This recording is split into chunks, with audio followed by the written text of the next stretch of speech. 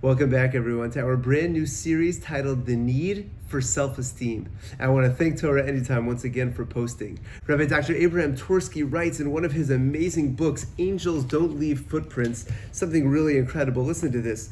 He defines low self-esteem as follows. He says it means that a person has negative feelings about himself that are not warranted by fact. A bright person may think of themselves as being dull. A charismatic person may think of themselves as being a bore.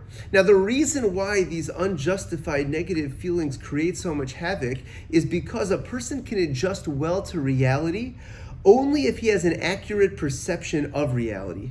If a person spends lavishly because he thinks he has millions of dollars, while he is in fact impoverished, he is certain to get into deep trouble.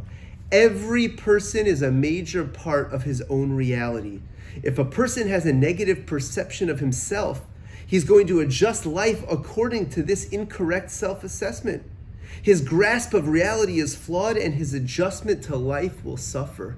If a person doesn't recognize who they really are and how great they really are, then they're not going to be able to live life in the proper sense. You know, there's a quote that said over in the name of Reb Tzadok HaKohen. It says, "The kishem shetzarach ha'adam lahamin ba'kadosh baruch hu," the same way that a person needs to believe in Hashem, kach tzarach lahamin ba'atzmo, so too he needs to believe in himself. And there's a beautiful sefer called Kavod Ha'atzmi that I found a number of years ago that gets into many sources about self-esteem, and he expounds on this as follows. He says that a person needs to think, if HaKadosh Baruch Hu bara osi, that if HaKadosh Baruch Hu, who created the world in all its perfection, if he created me, then harayesh bi toelas umayla, then I have a great benefit and I add something tremendously positive to the world. If Hashem really put his time and his efforts into bringing me into the world and creating me, then I really have what to offer. And I am really capable of actually offering that.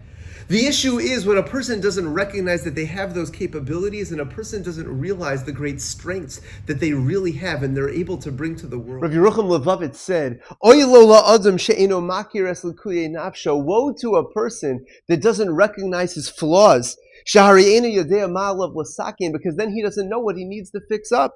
Aval oy vavoy la'adam she'eno makir malosav. But like super woe to a person that doesn't know his strengths, his milos, because